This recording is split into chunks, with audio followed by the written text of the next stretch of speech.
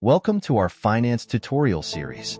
Today, we'll delve into the Fisher separation theorem, an intriguing concept in the field of finance developed by Irving Fisher.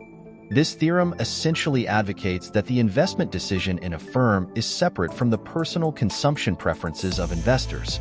Before we dive in, let's outline the main components and significance of the Fisher separation theorem, explore some real-life applications, and answer common questions. Let's get started. To begin, it's crucial to understand the foundation of the Fisher separation theorem.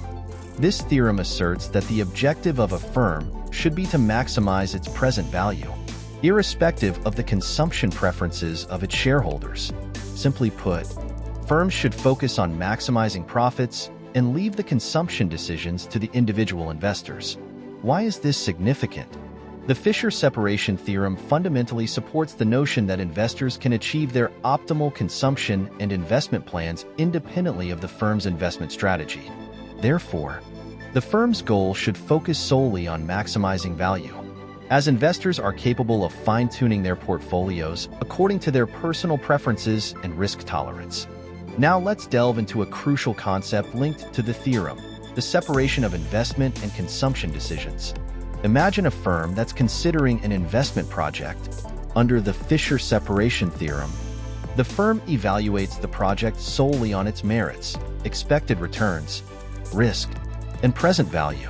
This evaluation disregards individual investors' personal consumption preferences. The firm will accept the project if its present value, PV, is positive.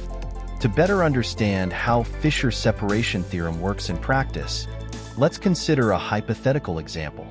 Suppose a firm has an opportunity to invest in a project that requires an initial investment of $1 million. The expected returns from the project over 3 years are $400,000 annually. The applicable discount rate, R, is 5%.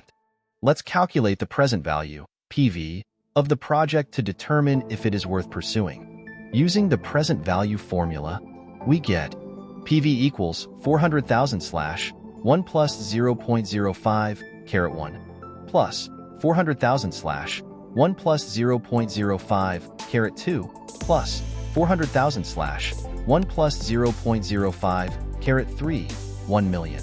Simplifying, we find PV equals $380,952.38 plus $362,811.79 plus $345,535.99 to $1 million equals $89,300.16. In this case, the present value, PV, is positive, indicating that the firm should undertake the project.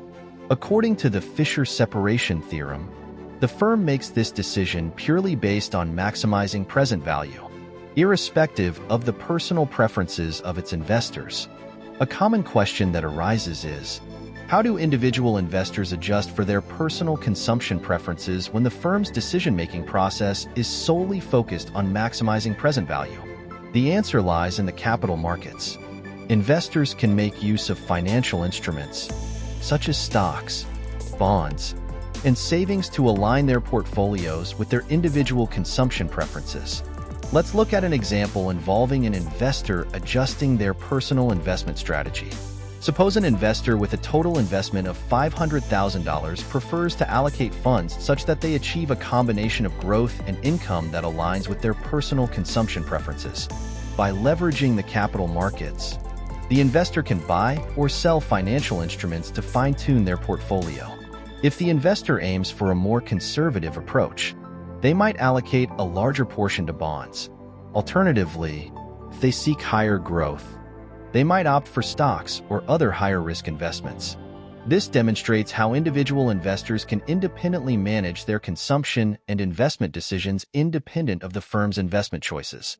In conclusion, the Fisher separation theorem provides a fundamental framework in corporate finance, establishing that firms should focus on maximizing present value in their investment decisions, while individual investors can independently manage their consumption preferences through personal investment strategies. This separation ensures that firms can operate efficiently and investors can achieve their utility maximization independently. Thank you for watching. We hope you now have a better understanding of the Fisher separation theorem. If you found this tutorial helpful, don't forget to like, subscribe, and hit the notification bell for more finance tutorials. Leave your questions in the comments below, and we'll address them in our next video. Until next time, happy investing!